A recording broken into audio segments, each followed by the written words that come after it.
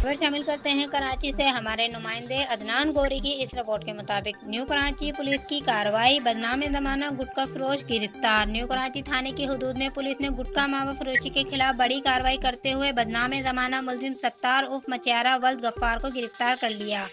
कार्रवाई आला हुकाम की हिदायत पर की गई है। पुलिस के मुताबिक मुलजिम के कब्जे से 50 पैकेट प्रीपेड गुटखा मावा और 500 रुपये नकद बरामद हुए हैं।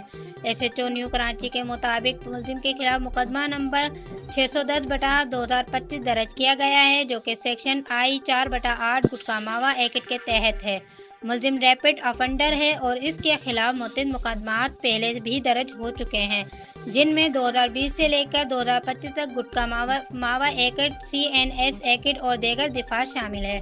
पुलिस के मुताबिक मुलजिम के खिलाफ सख्त कानूनी कार्रवाई अमल में लाई जा रही है ताकि इलाके में गुटखा मावा फरोशी के नासूर को खत्म किया जा सके।